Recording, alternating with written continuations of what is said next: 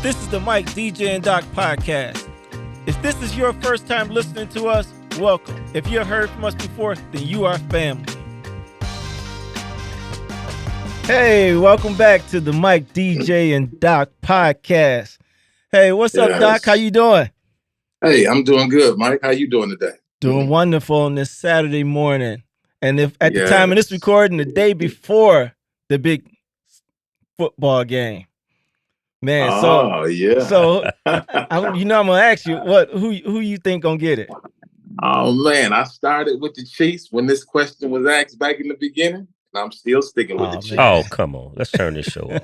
And I got you, and I grew up a 49ers fan, loving the 49ers when they had Deion and what they did to the Cowboys. But because of Patrick Mahomes, when you have a quarterback that's been there. And it's got that leadership credentials and got that championship spirit.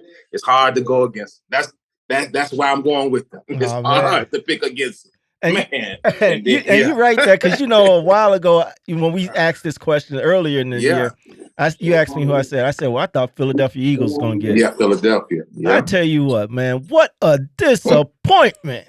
What a disappointment. I mean, straight in the toilet. From that point on, from when we talked about that. Yeah, wow. And I know we gonna get started, but man, when I look back on what happened, what I think happened is the coordinators that they had the previous year were the real guys who saw the problems when problems came up. I think the head coach just rode the glory of it. And when you're left in that seat by yourself, wow. You know what I'm saying? And you're not able to figure it out. I think your true leadership showed up. So they didn't fire him. And they tried to bring in these other coordinators, but I think the true problem solvers went to other teams after the Super Bowl last year. That's my take. Interesting. Hey, that's real. So like the coordinator left. They lost their defensive coordinator and their offensive coordinator. Oh, man. They both got hired on to other jobs. Okay. I can't remember if they went to head coaching or whatever, but they left Philadelphia after last year. And someone rode that glory into when they faced difficulty. And as you can see, never recovered. Never recovered. Yes. Wow. All right. Okay. Well, I tell you what, we're going to go ahead and get started. We're going to be missing DJ Cornerstone today. He's out taking care of some family things. So God bless him. We're praying for him. But we also have a featured guest today, Mr. Luther E. Johnson. Yeah. Welcome. Thank you. And we're going to get into talking about what he's doing in the community and the different things that he's bringing to the table here in Joliet and Will County. And we're going to get into that in 1 second. So we're going to start off with setting the table here. And our quote comes from General Colin Powell. Each of us is a product of all our experiences and our interactions with other people. I'm going to say that again. Each of us is a product of all our experiences and our interactions with other people. General Colin Powell. And basically what that's saying is, to me, is guess what? Who you network with, who you build relationships with, determines the kind of person you can become, whether it's your parents, your neighborhood, communities, or whatever, church life or whatever. And that determines how some of the decisions you make moving forward. But it also is a positive for certain collaborations that you may create that can be catalysts to move you forward. And we definitely going to get into that later on, especially with my brother Luther here. You don't mind me calling Luther, right? That's fine. It's perfect. Yeah, we're going to definitely get into that a little bit later here. So, Luther, tell us, who are you? How long you been doing what you're doing? And guess what? Where have you been doing it at? Okay, well, thanks for having me on the show today. You're welcome. We're glad to have you. When we ran into each other and you said, hey, man, we got to get together, I was like, I've been told that 100 times. No one has called me. But you followed up, so I appreciate you. Who am I? Well, as you said, my name is Luther Johnson. I am a born and raised West Sider. So I was raised on the west side of Chicago in the Austin area. Okay. I went to Steinmetz High School. always been an avid history person. 5 sisters. I'm the last of 6. 5 older sisters. Yeah. So I used to often say I have 6 moms. I was just going to say, well, you had a challenge growing up. Oh yeah. So, but they kept me in line, and I thank them for that. And so as I got older, I went to college. I went to North Central College. I played football and ran track, so I was an athlete. Left there, married, children's. Fast forward, I end up in Joliet because my oldest son got into a little problem with some of the local gangs at that time was getting a little rough in the city. So we moved out. My first place out here was Romeoville. Okay, yeah. And we thought, hey, let's try Romeoville. And then I didn't care for the subdivision life because I grew up on the west side. So we were looking for homes, and I found myself moving in Joliet because it reminded me of the city with a suburban twist, if that makes sense. So I could walk to from where I live at. I live in a cathedral district. So I could walk to a store. I didn't need a car per se. Okay. I didn't care for that suburban life. So as time going on, I was always a history lover. And I started to continue to get more interested in history. I started to do a Civil War reenactment, World War I reenacting. That led to being put into movies. That led to being asked to speak. That led to being asked to show up and give presentations at daycares, grammar schools, you name it. I was there talking about the roles that African Americans played throughout the Great Wars. And I started that in 2006. Okay. Take that back, 2004, all up to present day. All of them would say, where I do it, we reenact everywhere. I've been as far as Washington, D.C., as south as Louisiana. So when you say reenactment, so that means you have like the actual army, the military uniforms. Correct. The some of the weapons they had. Correct. How did you accumulate some of that stuff? Hey man, there's a lot of people who families own some of the original patterns of what the soldiers wore in the Civil War and World War I, World War II. Most of the stuff is what we call repo. Okay. But some of it is such of a good quality, it would be hard if you didn't know what you're looking at to tell if it was an original or a reproduction. So you just vendors out there who specialized in their hobby as far as certain clothing and weapons and shoes and so they specialized in it. So we would purchase what and you start learning. And over the years, I'd start buying stuff, and before you get a whole lot of it, and you find yourself a collector. Okay. So then, so now you say you travel and set this up because this is called History on Wheels. Correct. Where you put these displays up. Correct. Do you travel? Where's some of the places you've been other than Joliet?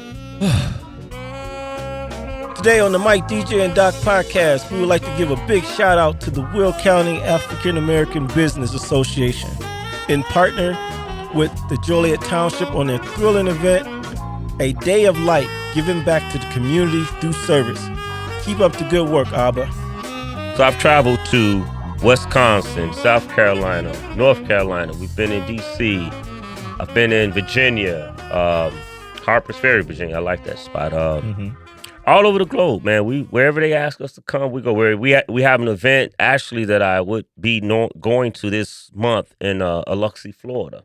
That's the same battlefield that the 54th Massachusetts fought on. The movie Glory, the 54. Oh yeah. That same battlefield in Florida is a reenactment that we would do every year down in Biloxi, Florida. So we traveled a lot, and it's a good hobby, especially if you love the history. Well, cool. I'll tell you what, that's a lot. I mean, so how long you been doing this? But how many years? You said since 2004, or that's just when you felt about like 2004. You moved out here, but the display. How long you been doing that? The History on Wheels portion has only been around about 6 years now. So that came about during the pandemic. Everyone was in the house. We were like, dude, we can't do anything. Everyone's stuck in the house. And I was still being asked to travel, but it was just too complicated. You had to have masks, and And so we said, well, if we can't get to all the children, then I mean, if the children can't get to us, then we should get to the children. So my wife and I was brainstorming. She said, well, instead of opening up a museum, let's be mobile. Let's buy a van or a bus or a mobile home. Let's convert it and make it a mobile museum. Yeah. And when she said that, the light bulb went off in my head, and I said, "You got it. We're going to call ourselves History on Wheels." Wow. And that's where the acronym HOW comes from. You probably see a lot say, "Hey, how? H.O. period. Question mark." Well, how is History on Wheels? And the question mark is what the how is for. It's all symbolic if you ever saw a logo, but that's what how comes from. Okay, cool. Well, I tell you what, we're going to take a quick break here. And when we come back, we're going to get into now how it transferred from History on Wheels to now where you currently is actually doing a museum. Yes. We're going to transition into that. So we'll be back here in 1 second. This podcast is brought to you by Silver Cup Investments. Hello and welcome back to the Mike, DJ, and Doc Show, where we're talking with Mr. Luther Johnson of History on Wheels. And where we left off at, he was explaining to us how he put this together and how they started putting in a mobile bus, and y'all were traveling with this display to different cities, different states, and different things like that. Now we're going to transition a little bit into how you got into Joliet and start dealing with your current situation, whereas now you going to something more stable than just traveling. Yeah, so we still do the mobile portion because it's dear and heart. It's part of us what we are. Because again, we understand what's going on in today's time. A lot of children can't, for whatever reasons, get out of their school playground. Parents are frightened sending their babies off to go any place. So we still show up to schools and colleges and universities. However, what we currently have is pretty unique. I was in search of a location to have a African-American program that I want to put on last year. And I went into the Will County Historical Society and talked to Sandy. Sandy Vasco is her last. She's the director of that facility. And she said, well, yeah, we have a space that you can host your gala, but I got a better deal for you. So what's that? How would you like to have a building? Wow. And I said, what? She said, have you heard of the Cassidy House? I said, no. She said, well, it was a building that was built in 1850. They picked it up, moved it, set it on Jackson, and it's been sitting there 3 years. We don't have the funding to remodel it, and we know your background in construction and engineering and architect and all the stuff you did. We'd love for you to take a look at it and see if you want it. And just to bring our family up to date, this building was sitting on Jackson and Collins Street about moved it in March 2020. Correct. And it was sitting on the corner there, and they was looking for, well, we don't want to tear this history they didn't want to tear it down because they wanted to put in a new gas station, what they wanted to do. Correct. And they said, we want to save it. Correct. And this is the building that they offered to you in a different location. Correct. Oh, wow. They asked me, they said, hey, we own it. We don't have anything to do with it. And we just don't want it to sit there and deteriorate. So she gave me the keys. I went in, I looked at it. I looked around and I shook my head, said, man, this is going to be a lot of work. Oh, yeah. But work never scared me. Those who know me know that remodeling is like a passion of mine. It's something I could do in my sleep. So I went back and told her, we'll take it. And then she was elated and happy. But then all the things with taking a building comes into play. You have to get with the city. You have to get with so all the processes have to start. Were you in on the process of how they actually moved it, far as with the transport company, any of that? I wasn't. But I watched some of it on YouTube, and it's just like when you watching Channel 11, they pick up them houses and they put them on the truck. The same companies did that, and then I heard it took 17, 18 hours just to move that building. a block, 2 blocks and a half. Mm-hmm. But I would tell you the company that did it, and I can't say their name properly, is Vandra something. But forgive me if I murdered their name. But I saw it online, and when they set that building there, and as I was doing the demo of the building, there wasn't one crack wall.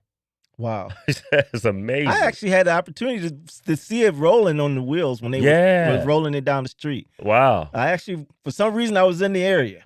Yeah. And I seen them when they picked it up and then, like you said, rolled it down the road a little bit. Yeah. And it was creeping along very slow, but just to see a house rolling down the street. An entire building. It's costly, almost $400,000 to move that building. Wow. 400 grand. Now you can see why Thornton was like, hey, look, tear that thing down. Wow, 400,000. 400,000, yes. And we were like, well, if they could spend 400,000, then donate us another 200,000 to save it. We'll take half, you know. Right. So now you're currently remodeling that. What has that been like? You know, man, it's been a roller coaster of emotions. And I had this conversation with my wife, and I said, hey, you know, this building, now that we're in the demolition phase of it, it's like peeling back a layer of an onion. That building has been remodeled several times it was built in 1850. So you got to think it has undergone several remodels probably from lanterns to oil to gas to electric. Yeah, so you know, It's from an outhouse, from an outhouse to porta potty to an actual bathroom. So it has undergone these transformations. So, but when we got down to the bare walls, we found the original locations where the fireplaces were. Wow, which is cool. I found 78 cents. Now, what's important about this 78 cent? Two of the pennies. One was a 1970 penny. We found a 1962 dime, and this is just think about it though. 70 penny. That penny is 54 years old. If you in theory, so we found that. But what we really got excited was as we begun the demo. There was a wall that was covered with a 2x4 that was covered with another wall that was covered with drywall, 4 layers. Okay. When we got to that bottom layer and we removed that wall, and I saw the 2x4 and we removed it, and back then it was a real 2x4, 2 inches by 4 inches lumber. It wasn't like the nominal size, not the stuff today, 1.5 by 3 1/4. It was real 2x4. We found some original wallpaper. Wow. The original wallpaper. So I was like, wow. And it was in still good condition. It had been covered in theory. And it's we don't know when it went up, but let's just speculate it went up 30 years after the home was built. That still puts it at 150 years old. So we know it's old. I couldn't date it. I wouldn't go that far, but I know it's more than 100 years old. And to have that part of it brought back to the fore, because I'm assuming you're going to save it and put it on display. Yeah, we saved it, and I did something better. We found it all over the house in serious locations. I even gave some of the Joliet City Council little snippets of it. Because it's my way to say, hey, you know what? You guys voted to let me take on this project. It was they only had a little stake in the land. But nevertheless, the support of the city, it's important to have collaborations. It's important to have people who back you and see your vision. And it's important for the community that we're all on the same page. So I gave them little remnants of that wallpaper, various from the houses. And one of the councilmen, she is just elated. Oh my God, this is so old. Let's just pivot real quick here. I mean, some of the benefits of community development. I mean, to inspire a community to come together for such a project. Because you got to remember, when you're talking about city council, you ain't talking about this on the east side. Correct. You're talking about city council members from all over Joliet, from all different communities and stuff that are joining together to help make this project come to fruition. Correct. So that is remarkable in itself because, see, like you said, with having that connectiveness with just you passing out that little bit of Yeah. that Wallpaper. the wallpaper Yeah. and giving it to each other so that they got a piece of history. Correct. Literally. Correct. You know? That's got to be inspiring. And I'm not going to take credit for that. I think the Lord dropped that in my spirit to do. And I told my wife about it, and she said, well, let's frame it. And she printed out labels for the mayor and for, and it was something that I believe the Lord dropped in my spirit to do so that they can have an attachment to the process and to the building. Make it personal. Make it personal. Now you're part of that history. And I shared that with them at one of the council's meetings. I said, by voting to allow me to have the land that the building sits on, you just made history. So that process was lengthy, but they did that. So to your point, we have to have, everybody has to have some skin in the game and work together in order for this project to grow and be successful. Because the benefits of that is once it is successful, which it will be, the city benefits from it, the neighborhood benefits from it, the people who are visiting benefits, everybody wins. No, there's no losers at the end of the day. Yes. And so that's my goal. Because now, like you mentioned, everybody. Now, as we look at society today, it's always been different barriers between different races, religions, Correct. ethnicity, and all these different things. But the key to the future, if we're going to survive in this world, is going to be getting along with your fellow brother. Correct. Whether you agree with them on everything or not, it's going to determine, survival is going to start determining on that. That you build these relationships with people that's not like you, or different culture ideas and different things like that. Because like you said, when you come together and work for one common goal, everybody benefits. Yeah, and as I think I was telling you earlier before we start to record, but the sign went up on the building. And a Latino young elderly woman, couldn't age, but she was an elderly woman. Out of respect for her, she was walking by, and she stopped. And in my mind, I said, "Oh wow, here we go." And she's looking at the sign, and she's staring. And I waved at her, and she started applauding. And I thought, "Wow, that's pretty cool." But what stuck in my mind is what she said. She said, "It's about time we are getting something done." Wow. We. And so she could have said, you getting it done, the city's getting something done. She said we. Yeah. And that made me feel like, okay, we're on to something. We are on to something. That museum, as I explained to the mayor, you're probably going to hear me say this 1,000 times. The museum is just the tip of a spear. Okay? And what that is that it's just going to open so many other doors that people are not looking at. If I have the vision come to fruition that I see come to pass, is that the museum is going to draw people from all around the country. All around, I believe this. And it's a simple formula. People will come to travel to see the museum.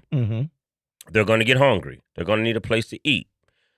Then that means we have to get a restaurant chain, a real restaurant, to come into the community. Right. And keep the dollars in the community. And then after they've eaten, perhaps they don't want to get back in the car. They're going to need a place to sleep. Now we need a major hotel chain to come in the community, not on 80 or on back in Romeoville or off the highway, in the community on the east side. Right there. Right there. And then once that happens, after they ate, slept, they got sick. Guess what? We need more urgent cares on the east side. So you talking about the benefits of social economic growth for everybody. For everybody. Just by one museum. Just by the tip. It's deeper than the pretty artifacts and the history of us. And don't get me wrong, I love our history. So they're going to get all these benefits. They're going to learn about the ways African Americans serve, and they're going to be able to share that experience and stay in the community and do it. I mean, Doc, you remember a couple of episodes ago when you talked about down there in Chattanooga, and you said the mayor at that time went and put a statue in the middle of nowhere, and how he did that over 20, what you said, 20 plus years ago, and now that statue there is surrounded by all kind of economic development, starting with that one pointed statue that he put in the middle of nowhere. And everybody like, well, why are you putting that there? Because of the vision that he had of what it could be and what it can be and what it eventually became. And that's it. Yes. That's good. And he called it Enterprise South. And it was a water fountain just in the middle of a street that was in the middle of nowhere out in desert land. And now Volkswagen is out there. It's a hospital out there. All kind of contracting divisions surrounded Volkswagen. It's a railroad system that runs through there now. It's new highways. And now, you know what I'm saying? And now people have moved here from around the world. So it just looks like a little Chicago or a little Atlanta. Our traffic is just the same now on the highway. Don't get on that. You know what I'm saying? So he had a vision, and people could not see it, to build that big, humongous water fountain and call that street that name. Mm-hmm. Man, like I say, nowadays, man, he's bought billions of dollars and is touching the world right here with that.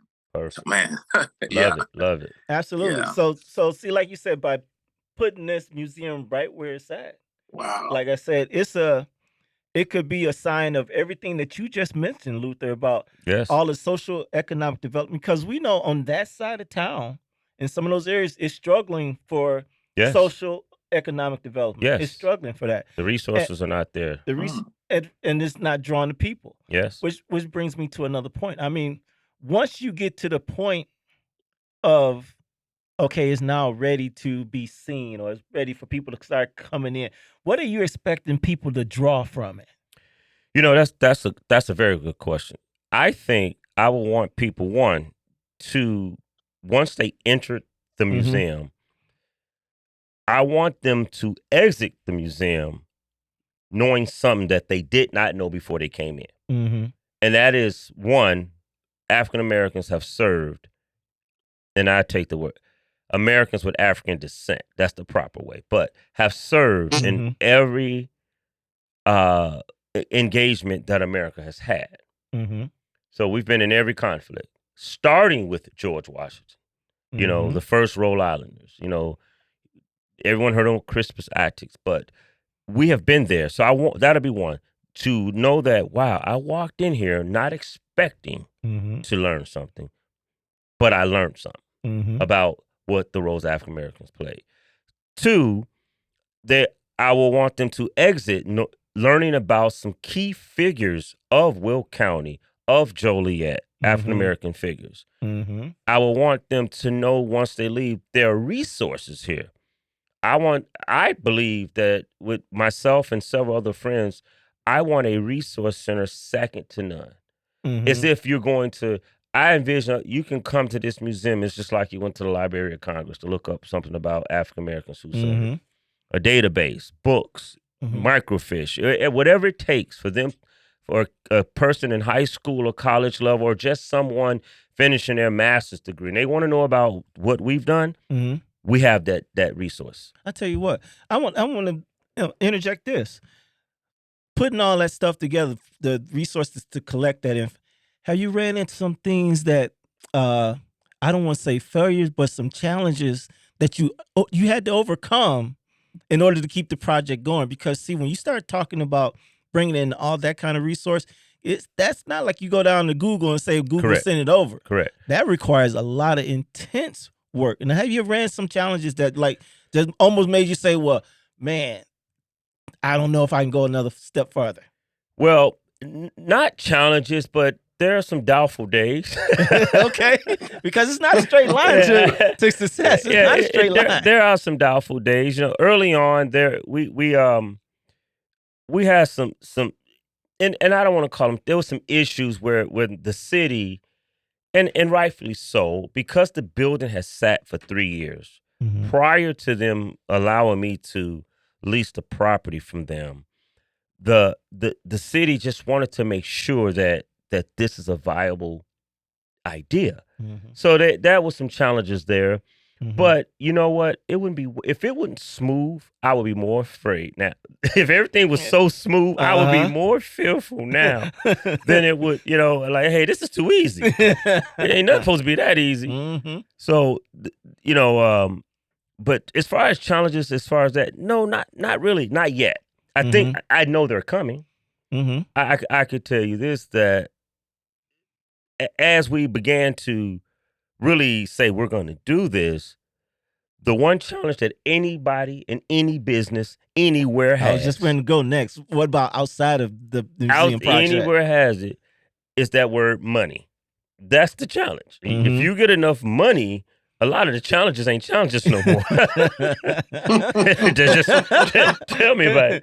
They ain't challenges. Oh, yes. Because if you don't know how to do it, you just pay someone else to do it. That's a simple fact. I mean, Doc, what do you think about that?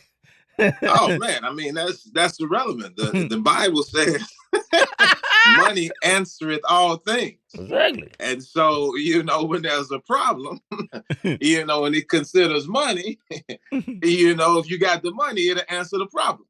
And so it's a known fact. It takes a lot of stress out of a lot of buildings, a lot of construction, a lot of everything.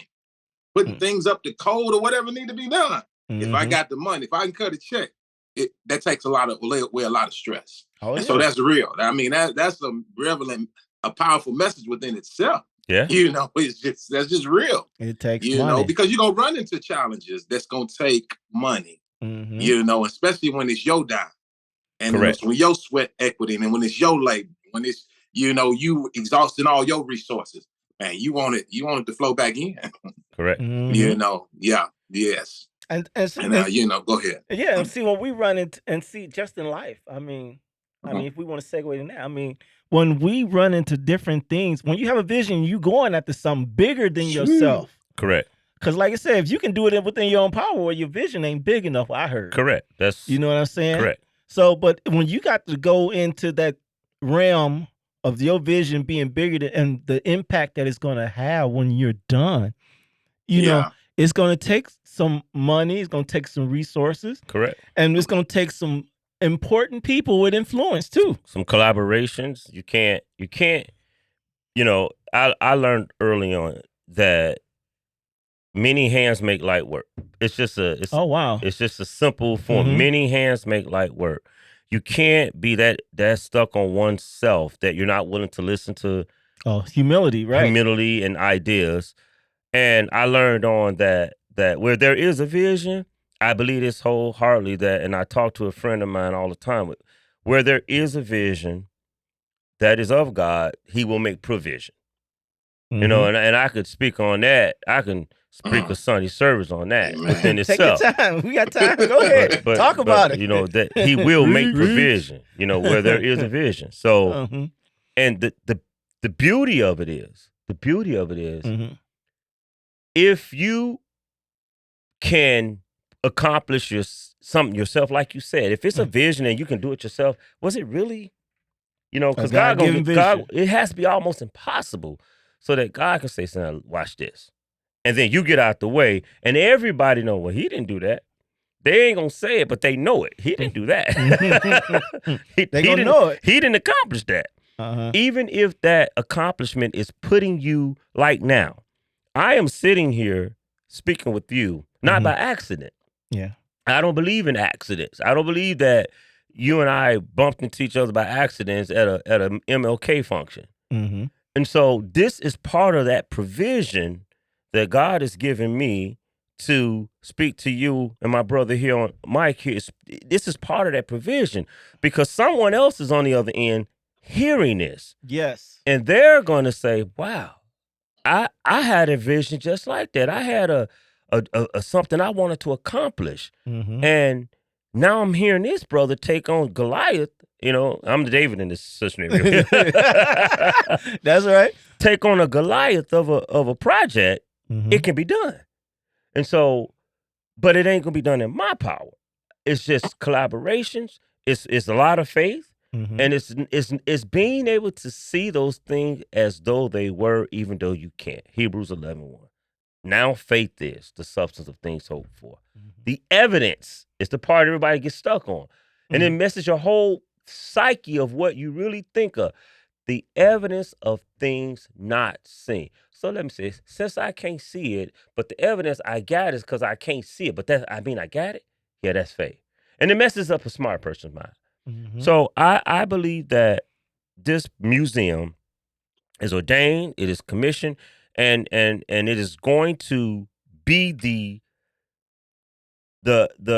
catalyst or the conductor to help get the East Side, the West Side, and Joliet back into the mix.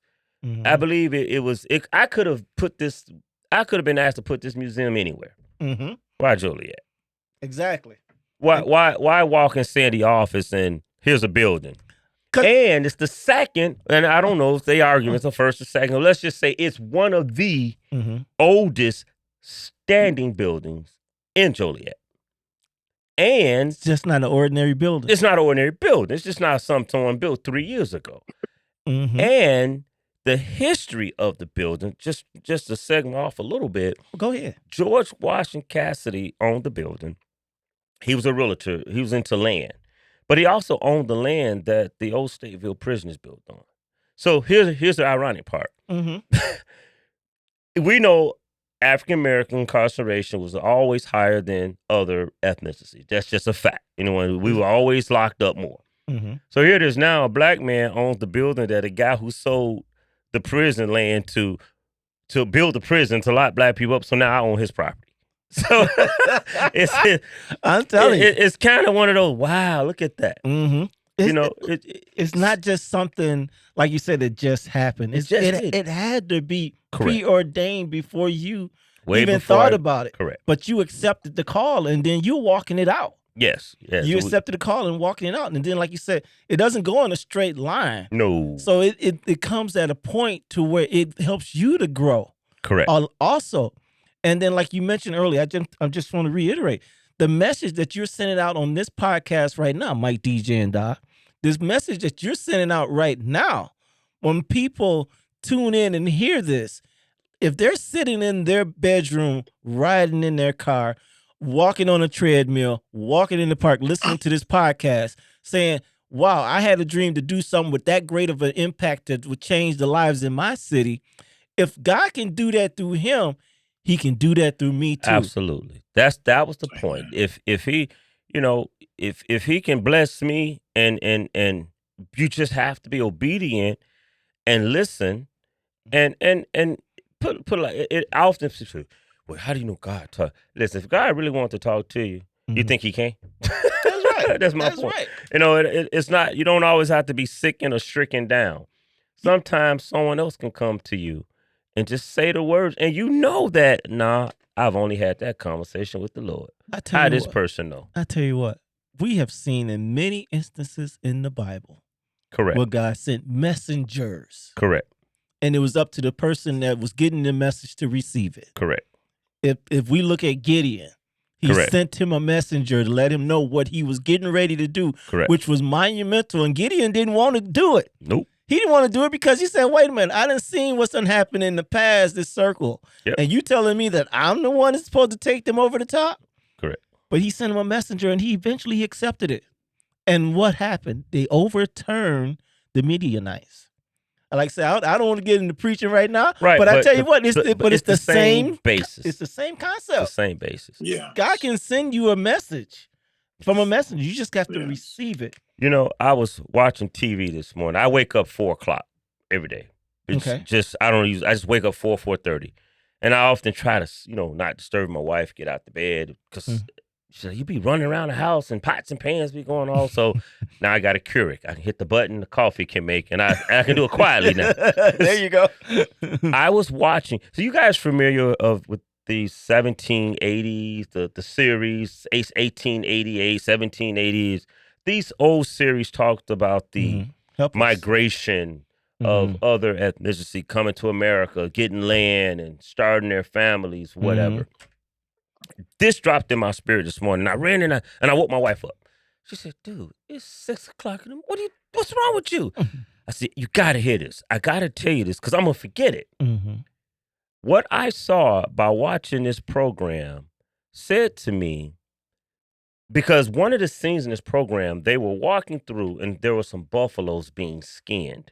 And it was these individuals being mean and, and it's a little statement he made. He said, we're inundated with blacks and Mexicans and this. We just wanted our way. And what dropped in my spirit is I said to her, have we really accomplished anything? How we're pushing a boulder up a incline. But have we even gotten anywhere? Because when you think about it, I said to her that the influx of people trying to leave other countries to come into the United States for the basic necessities of life is similar to what we had back when people were coming from Europe. They want to come over for a better life. Through all the shootings and murders on the west side, where I came from, the south side, Chicago, all around the city, it's similar to what they had in OK Corral back in the day when you can walk down the street, somebody to blow you away. Okay, who cares? I said the racism that African American experienced back in the day, in the early 1800s, no, we're not being hung or beat but systematically, some things are still happening. Yes. Yeah, we have laws on our side now. So I said, we've come a long way, but have we? Have we? And so she said, well, why are you saying all this? I said, this is why that museum is important. This is why we have to make sure we do it right. That we lay the foundation so that when I'm dead and gone, that museum is still functioning. And that someone that came through it, read something, they leave out and they become someone better than what they were before they entered. And that dropped in my spirit this morning. She's like, so you watch a Western and all of a sudden you're a prophet.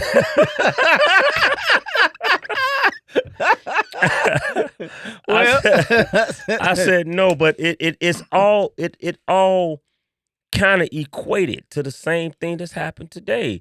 Where we have a lot of people trying to get into the country, just like they did in the early 1800s. We have people being murdered and killed for no reason, just like they did in the early 1800s. We had blatant racism against African Americans and other cultures. Same thing is happening in 2024. It's the same thing happened. So how have we really evolved? It's just like we just kept changing the sheets on the bed. We're still wet in the bed, but we're just changing the sheets. I hear you, and I agree with a lot that you brought up there. But I also want to say it's some small places of progress. Yes. And there's a lot of work yet to go. Yes. And I want to say a lot of it's contributed to what happened during the pandemic. Yes. Is because a lot of our issues that we were saying was not being heard, I want to say, to those that were in power. And when the pandemic came through and there was all those protesters in the street, protesting in the street and the bullhorns and all the different things, it shed some light on some people that I think touched some hearts of people that was usually overlooking it. But here's the next step. The next step is not only to protest in the streets with bullhorn. We got to get some people in the boardrooms. Yes. We got to get some people in the boardrooms where the decisions are being made. Because if you're not where they're making decisions, you're the result of decisions being made. I agree with you. I just think, and I know when someone talks to me, they say, well, I don't like talking to him. He's a Debbie Downer. It's not that. It's just that when you grew up where I grew up, but I listen. My mom said, "You go to school, get your education, go to college, get your degree, blah blah blah blah." I heard the same one. Same thing, and we've done what we were supposed to do. Right. But as you know, as I sit here, back then, the big push was get a high school diploma. Then when we, as people, start to get a high school diploma, get associates. If you get a college degree, you get 2 years, you can become a cop, you can join the police force, you can do so many things. Oh, yeah. Yes. Then we start getting associates. Now you got to have a 4-year degree. That bar keep getting pushed. Keep getting pushed. Keep getting pushed, yeah. Then we decided, okay, let's get bachelors. Oh, wow. Black people are getting bachelors now. Let's move that bar up again. You need a master's. No problem. Then we started to get masters.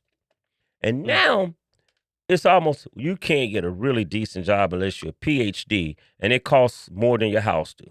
As far as all that, the loans in the college. More than your house do for a PhD. So you're just like, at what point will the plan, and now here's the thing what I said to her. I am appreciative. I have it, and being pro-black, let me say this.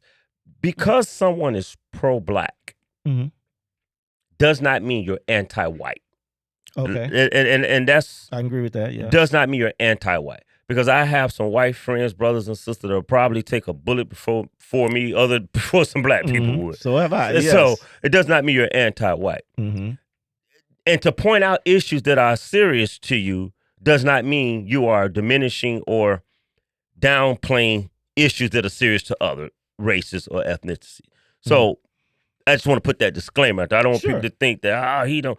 No, I love everyone that's supposed to be loved. Let's say it in that vein. So, but to see that unlevel playing field so long, it's discouraging. It's discouraging. This is why I keep harping on, we have to do this museum right. We have to get it right. We have to get someone out there. And I told the young lady on Channel 2, the CBS broadcast we did, that there's some people out there that can write a check tomorrow morning and fund this whole project, and it wouldn't even make their bank account move an inch. Yeah. That's the power of this podcast and CBS News and people like yourself and people like my brother here on the channel. Getting the word out, collaborations, and working through all the problems we have makes this fight worth it. There you go. You know, makes it worth it. Makes all the things that I experienced throughout the life worth struggling to get this project done. You know, I understand that it's not gonna be easy. It's not gonna be fair. The playing field isn't going to be level. But that shouldn't stop you. And who's ever out there listening that has a vision or a dream, birth it. You know, a book that I read, and it's a simple book. It's called The Art of the Start by Kamasaki, the Rich Dad Poor Dad guy. The Art of the Start. That book may not mean anything to a lot of people, but to me, it became my mantra. Whenever I want to do something, I had to start it. I have to start it. Now, he probably going to come out with a version called The Art of the Finish, but, but I had to start it because that start to me now made that vision or dream. It's no longer a dream. It's not only a daydream, it's now an action. It's putting that faith to work right away. Faith without works is dead. Oh, yes. So I say all that to say this. The museum has all the things I've done throughout my life, all the problems I've experienced, all the oppositions, all the great things I've done, all the people that I've met. God has ordered my steps up to this moment now to get this project done. I tell you what. That's how I feel about it. That is great. I tell you, we're going to take our last break here. Okay. We'll be back with There It Is. And also, we're going to let you come back and let us know how people can support this. Absolutely. Moving forward after this break here. There it is. Donate. There it is. There it is.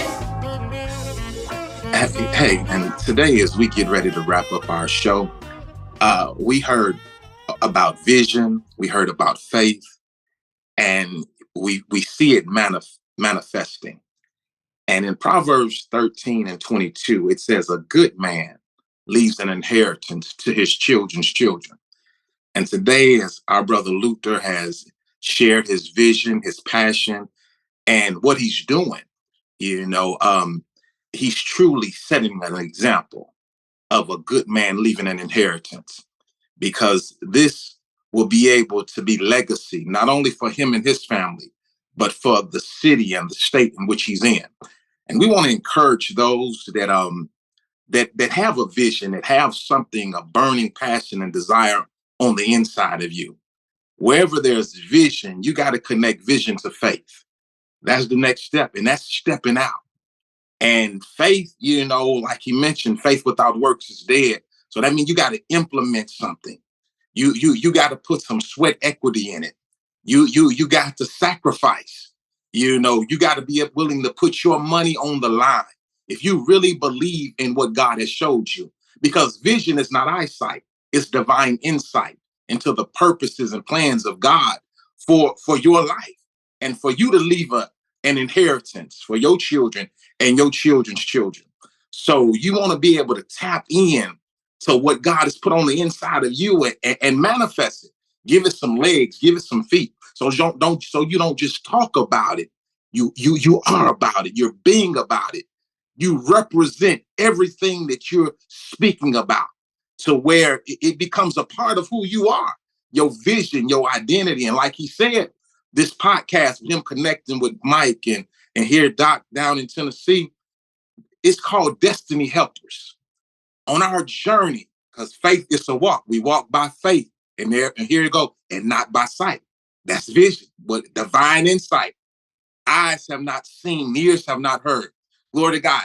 Sometimes you got to walk alone. You know what I'm saying? But here's the thing: as long as you're walking it out, exercising, working, implementing, God will send those destiny helpers, people that will wake up with you on their mind. Because the scriptures say, give and it shall be given. Good measure, pressed down, shaken together, and running over. Watch this, shall men give unto your bosoms. Your gift will make room for you and bring you before great men. But you got to manifest it. You got to sacrifice. You got to sow. You got to give. You know what I'm saying? You got to walk this thing out. And as you walk on your journey, glory to God, because he leads us in paths of righteousness for his name's sake, he'll connect you with your destiny helpers, people that have been sent along your journey to help you and to support you. And some of you are in a good season right now of good things are happening in your life. Glory to God. Don't think it's strange. You have sacrificed. You have sowed for this season. Glory to God. And there it is. I'm going to leave it right there. Glory to God. All right, Doc. Amen. Thank you for that. There it is. Thank you for that. Sir. There it is. We want to take this time to thank Mr. Luther Johnson of History on Wheels for joining us on the Mike, DJ, and Doc show. Thank you. And if it's something you want to leave with the listeners, how they can support you, how they can find you, and your fundraiser that you got coming up in March, help you get some of those funds. Definitely. So we have a website, historyonwheels.org. If you go to the website, you can go under events. You can find all the information about the gala. So we have a fundraiser gala, I don't know how you say it, but we have a fundraiser gala, and it's March 23rd. It's from 6 to 10 out here in Joliet at the Claremont Hotel off of Larkin and 80 for those who are local. But all that information is also on the website. You can order tickets. You can make donations. We're also tweaking this website every day. I'm getting more people asking me to add things. So it's going to be a section where you can leave questions for us. We're making it real user-friendly. But for now, the gala, you can find us on historyonwheels.org. All the information about what we do, the organization, how long we've been around. And we're also getting ready for June 19th, which is Juneteenth. That's gonna be our groundbreaking day at the museum. So all the politicians and somebody who say somebody's gonna be there. And we're gonna do a groundbreaking. Although we're working on the museum now, I think June 19th be a good day to commemorate the building to the city of Joliet. Mm-hmm. You know, like I said, it's for Joliet by Joliet. You know, and although we're in Will County, it's for Will County by Will County. Mm-hmm. So wherever you at, it's for you. And that's pretty much it. I appreciate you having me on and give me a few minutes to talk about my vision, and passion, and something I do it naturally. So it's not work for me. I tell you what, we so glad that we had you on, and tell you right now, this is not the last time, and I will be contributing to your cause. I'll be contacting you, and I try to plan to be at your fundraiser too. Oh, perfect. Love to have you. So yes, because see, like I said, when we get projects like this, we all need to chip in. Yes. And I definitely plan on doing that. Thank you. So we thank you again, and so on the next time, tune in to the Mike, DJ, and Doc show. Talk to y'all soon. God bless. Everyone. Be blessed. Thank you for listening to the Mike, DJ, and Doc podcast. If you have any questions for the show, go to MikeDJandDoc.com. And we want to leave you with this. Matthew 25:40 out of the Good News Translation. The king will reply, I tell you, whenever you did this for one of the least important of these followers of mine, you did it for me. So we want to leave you with the question, am I helping at least one person? Thank you for listening.